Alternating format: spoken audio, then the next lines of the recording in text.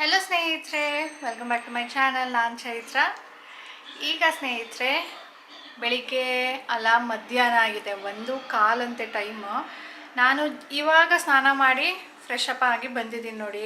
ಬೆಳಿಗ್ಗೆಯಿಂದನೂ ಸಣ್ಣ ಪುಟ್ಟ ಕೆಲಸಗಳು ತುಂಬ ಇತ್ತು, ಅದನ್ನೆಲ್ಲ ಮುಗಿಸ್ಬಿಟ್ಟು ಸ್ನಾನ ಮಾಡೋಣ ಅಂಥೇಳಿ ಅದನ್ನೆಲ್ಲ ಮುಗಿಸ್ಬಿಟ್ಟು ಈಗ ಸ್ನಾನ ಮಾಡಿ ಬಂದಿದ್ದೀನಿ. ಸ್ನೇಹಿತರೆ ಎಷ್ಟು ಶೆಕೆ ಇದೆ ಅಂದರೆ ಕಾಟನ್ ವ್ಯಾಲ್ಯೂ ಇವತ್ತು ಗೊತ್ತಾಗ್ತಾ ಇದೆ ನನಗೆ. ಯಾವುದೇ ಬಟ್ಟೆ ಹಾಕಿದ್ರೂ ಆಗ್ತಾಯಿಲ್ಲ, ತೆಳ್ಳಕ್ಕಿರಬೇಕು, ಕಾಟನ್ದಿರಬೇಕು, ಬ್ರೀತೇಬಲ್ಲು. ಮೈ ಗಾಡ್, ಶೆಕೆ ಶೆಕೆ ಶೆಕೆ. ಆ ಶೆಕೆಗೆ ನನಗೆ ತಲೆನೋವು ಶುರುವಾಗ್ಬಿಡುತ್ತೆ.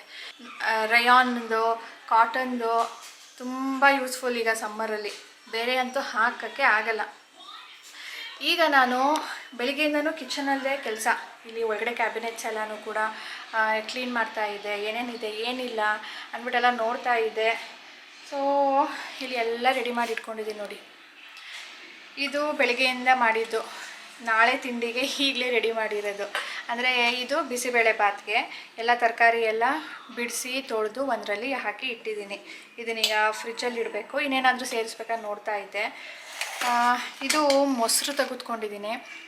ಇದು ಯಾಕೆ ಅಂದರೆ ಚಿಕನ್ ಇದೆ, ಚಿಕನ್ ಕಲ್ಮಿ ಕಬಾಬ್ ಮಾಡಬೇಕು.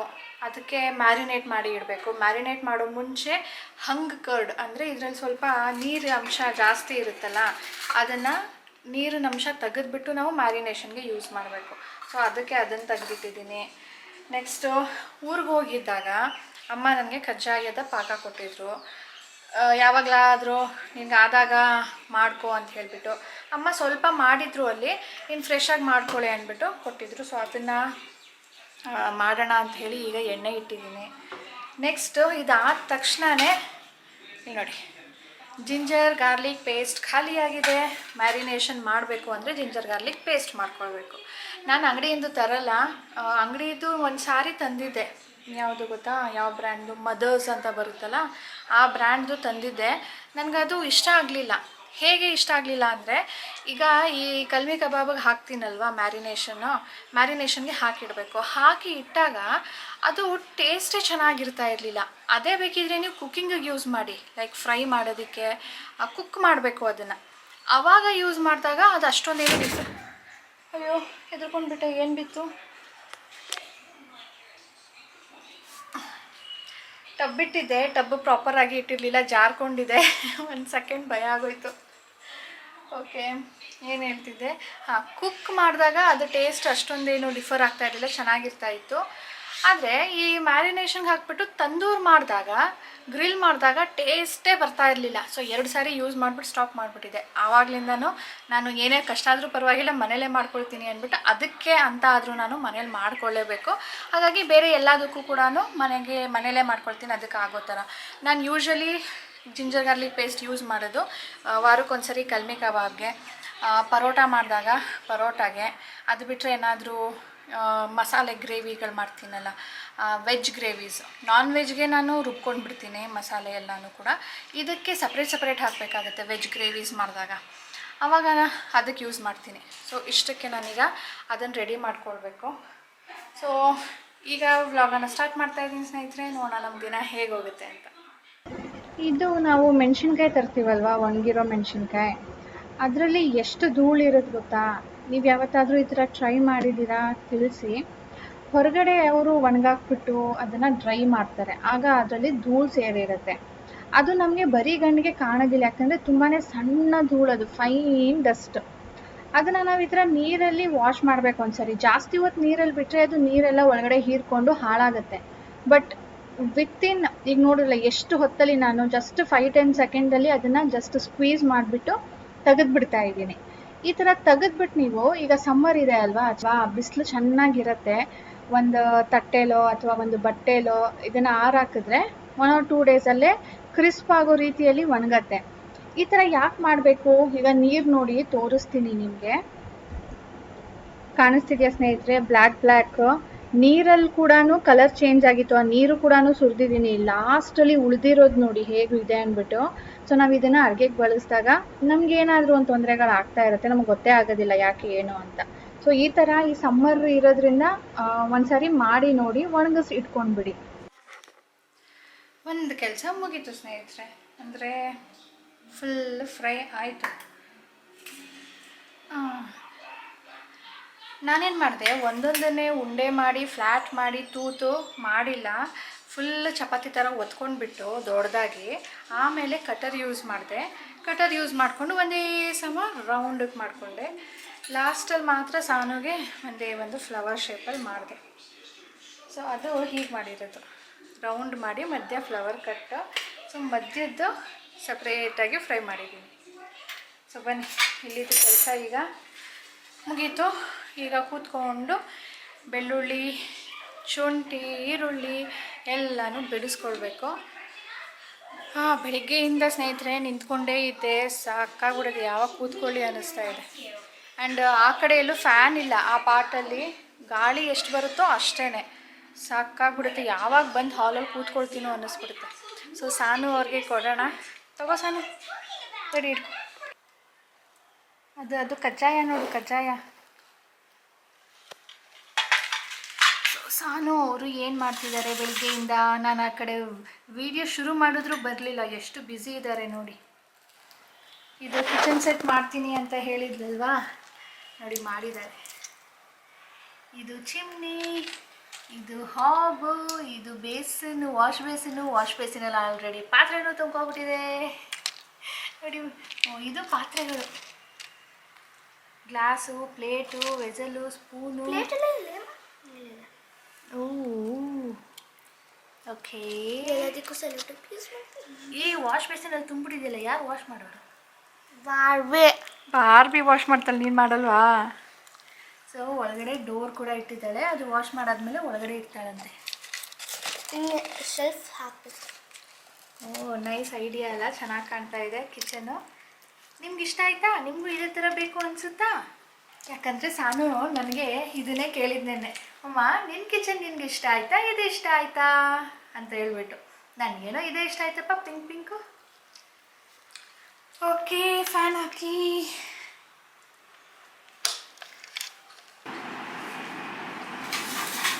ಅಮ್ಮಮ್ಮ ಯಮ್ಮಿ ಇದೆ. ಲಾಸ್ಟ್ ವ್ಲಾಗಲ್ಲಿ ನೀವು ಹೇಳಿದ್ರಲ್ಲ ಸ್ನೇಹಿತರೆ, ಸ್ಟೀಲಲ್ಲಿ ಇಡಬಾರ್ದು, ಕೆಡತ್ತೆ, ಆ್ಯಂಡ್ ಸ್ಟೀಲ್ ಕೂಡ ತುಕ್ಕು ಹಿಡಿಯುತ್ತೆ ಅಂದ್ಬಿಟ್ಟು. ಹೌದು, ಅದು ನಾನು ಒಂದ್ಸಾರಿ ಅಬ್ಸರ್ವ್ ಮಾಡಿದೆ, ಇಲ್ಲೆಲ್ಲ ಬ್ಲ್ಯಾಕ್ ಆಗಿಬಿಟ್ಟಿರುತ್ತಲ್ವ, ಅದಕ್ಕೆ ನೀವು ಹೇಳಿದ ಥರನೇ ಈಗ ಪ್ಲಾಸ್ಟಿಕ್ ಡಬ್ಬದಲ್ಲಿ ಹಾಕ್ತಾಯಿದ್ದೀನಿ. ಆ್ಯಕ್ಚುಲಿ ಇದು ನಾನು ಫ್ರಿಜ್ಜಲ್ಲಿ ಎತ್ತಿಟ್ಬಿಟ್ಟಿದ್ದೆ, ಅಂದರೆ ಎಷ್ಟು ಬೇಕೋ ಅಷ್ಟು ಚಿಕ್ಕ ಜಾರಲ್ಲಿ ತೆಗೆದುಕೊಂಡಿದ್ದೀನಿ. ಗ್ಲಾಸ್ದು ಜಾರಲ್ಲಿ, ಇದು ಚಿಕ್ಕದಿದೆ ಅಲ್ವಾ, ಚಿಕ್ಕದ್ರಲ್ಲಿ ತೊಗೊಂಡಿದ್ದೀನಿ. ಇದು ಜಾಸ್ತಿ ಇದೆಯಲ್ಲ, ಫ್ರಿಜ್ಜಲ್ಲಿ ಇಟ್ಬಿಡೋಣ, ಬೇಕಾದಾಗ ತೆಗೆದುಕೊಳ್ಳೋಣ ಅಂದ್ಬಿಟ್ಟು ಇಟ್ಟಿದ್ದೆ. ಈಗ ತೆಗೆದು ಇದರಲ್ಲಿ ಹಾಕಿ ಮತ್ತೆ ಎತ್ತಿಡ್ತೀನಿ. Thank you for all your suggestions. ಇನ್ನು ನಿಮಗೆ ತಿಳಿದಿರೋದನ್ನು ಕೂಡ ಹೇಳಿದ್ರಿ, ಯಾವ ರೀತಿಯಲ್ಲಿ ಉಪ್ಪಿನಕಾಯಿ ಹಾಕೋದು ಅಂದ್ಬಿಟ್ಟು. ಸೊ ನೆಕ್ಸ್ಟ್ ಟೈಮು ಅದನ್ನು ಕೂಡ ಫಾಲೋ ಮಾಡ್ತೀನಿ.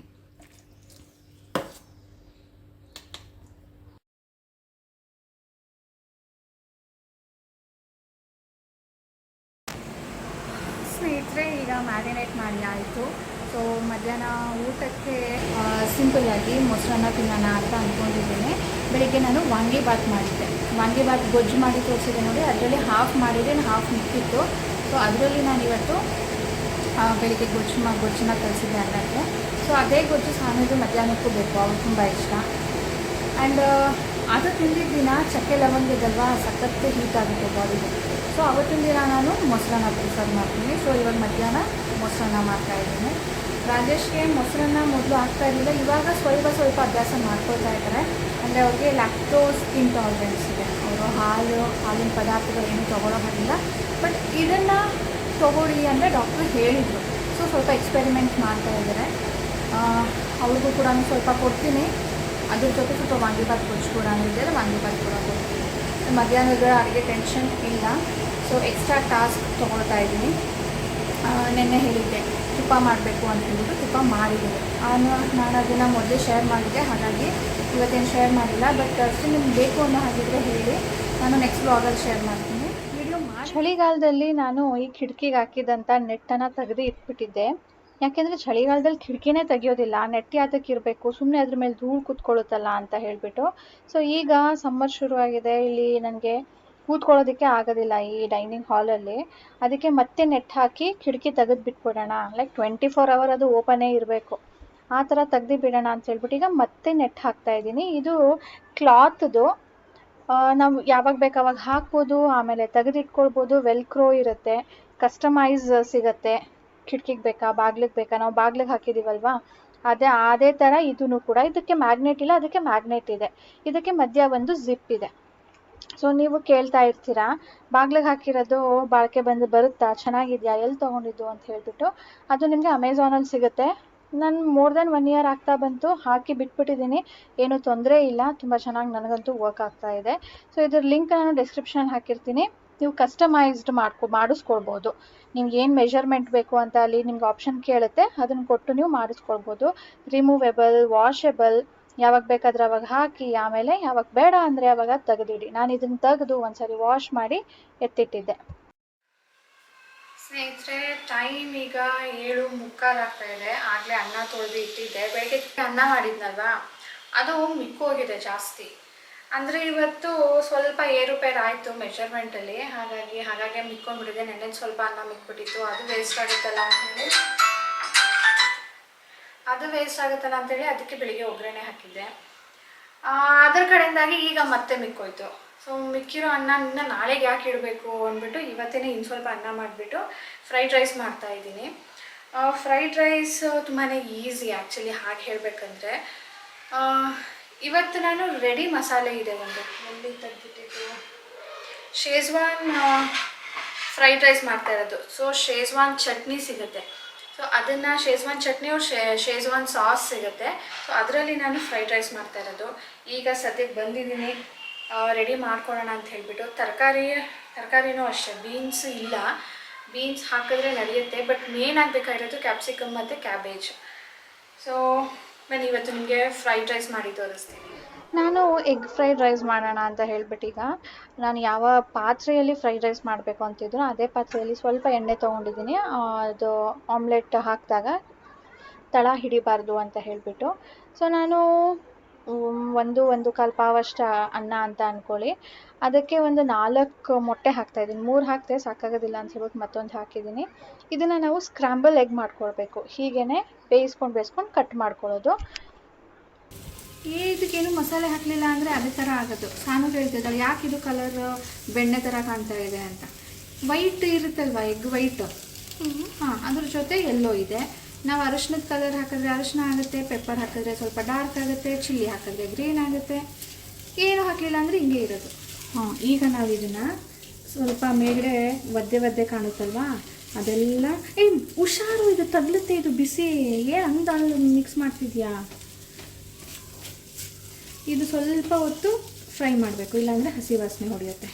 ಈಗ ಇದು ಹಸಿ ವಾಸನೆ ಹೋಗಿದೆ, ಅಂದರೆ ಒದ್ದೆ ಇಲ್ಲ. ಸೊ ಅದನ್ನೆಲ್ಲ ತೆಗೆದುಕೊಳ್ತಾ ಇದ್ದೀನಿ. ಹಂಗೆ ರೈಸ್ ಮಿಕ್ಸ್ ಮಾಡಬೇಕಲ್ವಾ, ವೆಜಿಟೇಬಲ್ ಫ್ರೈ ಮಾಡಬೇಕಲ್ಲ. ಆಮೇಲೆ ಅದು ಹಾಕದಾ? ಒಂದು ಸ್ವಲ್ಪ ಹಂಗೆ ತಿನ್ನೋಡಿ. ಸಾನು ಎಲ್ಲನೂ ಟೇಸ್ಟ್ ಮಾಡಬೇಕು. ಇದು ಹೆಂಗಿರುತ್ತೆ ಅದು ಹೆಂಗಿರುತ್ತೆ. It's a nice habit. ನಮ್ಮಮ್ಮ ಹೇಳ್ತಾರಲ್ಲ, ಅವರು ಫುಲ್ ಆಗಿ ಊಟಕ್ಕೆ ಕೂರೋ ತನಕ ಅವರಿಗೆ ಬಾಯಿಗೆ ಹಾಕೋದಿಲ್ಲ. ನಾನು ಕುಕ್ ಮಾಡಬೇಕಾದ್ರೆ ಉಪ್ಪು ಖಾರ ಚೆಕ್ ಮಾಡೋದಕ್ಕೆ ಅಂದ್ಬಿಟ್ಟು ಟೇಸ್ಟ್ ಮಾಡ್ತೀನಿ. ನಮ್ಮ ಸಾನುಗೆ ಇದು ಹೊಸದಲ್ಲ, ಇದು ಯಾವತ್ತೂ ಟೇಸ್ಟ್ ಮಾಡಿಲ್ಲ, ಅದಕ್ಕೆ ಟೇಸ್ಟ್ ಮಾಡ್ತೀನಿ ಅಂತಿದ್ದಾಳೆ. ಏನೇನೋ ಟೇಸ್ಟ್ ಬರಬೇಕು ಅಂತಾಳೆ.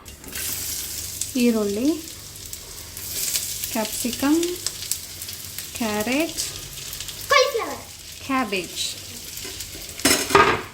ಇಷ್ಟನ್ನೀಗ ನಾವು ಎಣ್ಣೆಯಲ್ಲೇ ಸಾಟೆ ಮಾಡಬೇಕು, ಅದರಲ್ಲೇ ಫ್ರೈ ಆಗಬೇಕು. ಸೊ ಕ್ರಂಚ್ ಹಾಗೆ ಇರಬೇಕು, ರಾ ಇರಬಾರ್ದು, ಹಾಫ್ ಕುಕ್ ಅಂತ ಅಂದ್ಕೊಳ್ಳಿ. ಸೊ ದಪ್ಪ ಉರಿ ಅಥವಾ ಮೀಡಿಯಮ್ ಫ್ಲೇಮ್ ಮಾಡ್ಕೊಂಡೇ ಇದನ್ನು ಫ್ರೈ ಮಾಡ್ಕೊಳ್ಬೇಕು.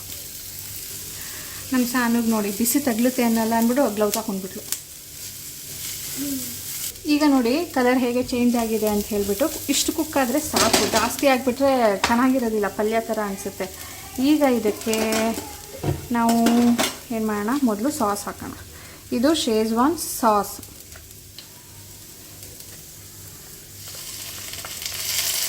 ಇದಕ್ಕೆ ಎಲ್ಲನೂ ಇರುತ್ತೆ, ಉಪ್ಪು, ಖಾರ, ಜಿಂಜರ್, ಗಾರ್ಲಿಕ್ ಎಲ್ಲನೂ. ಇನ್ನೇನು ಹಾಕೋದು ಬೇಕಾಗಿರೋದಿಲ್ಲ. ಸ್ಟೀಮ್ ಕೊಡ್ತೀನಮ್ಮ. ಇದಕ್ಕೀಗ ಸ್ಕ್ರಾಂಬಲ್ಡ್ ಎಗ್, ಇದಕ್ಕೆ ಹುಡಿಯಾಗಿದ್ರೇ ಚೆನ್ನಾಗಿರೋದು.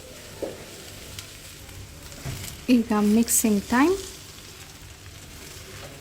ಸ್ಕ್ರ್ಯಾಂಬಲ್ಡ್ ಎಗ್ ಮಾಡಬೇಕಾದ್ರೆ ಸ್ವಲ್ಪ ಉಪ್ಪು ಹಾಕಬೇಕು, ಇಲ್ಲಾಂದರೆ ಅದು ಸಪ್ಪೆ ಸಪ್ಪೆ ಅನಿಸುತ್ತೆ. ನೀವು ಬೇಕಿದ್ರೆ ತರಕಾರಿಗೆ ಒಂದು ಚೂರು ಹಾಕ್ಬೋದಷ್ಟೇ, ಸಾಸಲ್ಲೇ ಎಲ್ಲನೂ ಇರುತ್ತೆ. ಚೂರು ಮಸಾಲೆ, ಚೂರು ಉಪ್ಪು ತರಕಾರಿಗೆ ಸೇರಲಿ ಅಂತ ಹೇಳ್ಬಿಟ್ಟು ಅಷ್ಟೆ. ಸಾಸ್ ನೀವು ಜಾಸ್ತಿ ಕಡಿಮೆ ಮಾಡ್ಕೊಳ್ಬೋದು. ಸ್ಪೈಸ್ ಬೇಕು ಅಂದರೆ ಜಾಸ್ತಿ ಸಾಸ್ ಹಾಕ್ಕೊಳ್ಳಿ, ಇಲ್ಲಾಂದರೆ ಕಡಿಮೆ ಹಾಕ್ಕೊಳ್ಳಿ. ಆ್ಯಂಡ್ ಎಗ್ ಹಾಕಿದ್ದೆ ಅಲ್ವಾ, ನನಗೆ ಎಗ್ ಫ್ರೈಡ್ ರೈಸಲ್ಲಿ ಎಗ್ ಇದೆ ಅಂತ ಅನ್ನಿಸ್ತಾ ಇರಲಿಲ್ಲ. ಅದಕ್ಕೆ ಮತ್ತೊಂದು ಸಾರಿ ಒಂದು ಆಮ್ಲೆಟ್ ಹಾಕಿದ್ದೀನಿ. ಆಮ್ಲೆಟ್ ಜೊತೆ ಫ್ರೈಡ್ ರೈಸು ತುಂಬ ಚೆನ್ನಾಗಿತ್ತು. ತುಂಬಾ ಈಸಿ ಅಲ್ವಾ, ಮಕ್ಕಳಿಗೆ ಖುಷಿಯಾಗುತ್ತೆ. ಸಮಥಿಂಗ್ ನ್ಯೂ ಅಂತ ಅನಿಸುತ್ತೆ ಬರೀ ಚಿತ್ರಾನ್ನ ಮಾಡೋ ಬದಲು. ಸೊ ನೀವು ಒಂದು ಸರಿ ಟ್ರೈ ಮಾಡಿ. ಇವತ್ತಿನ ವ್ಲಾಗ್ ನಿಮ್ಗೆ ಇಷ್ಟ ಆಗಿದೆ ಅಂದ್ಕೊಳ್ತೀನಿ. ಅದ್ರ ಒಂದು ಪಾಯಿಂಟ್ ಆಗಿ ಇಷ್ಟ ಆಗಿದ್ರು ಲೈಕ್, ಶೇರ್ ಆ್ಯಂಡ್ ಸಬ್ಸ್ಕ್ರೈಬ್ ಮಾಡ್ಕೊಳ್ಳಿ.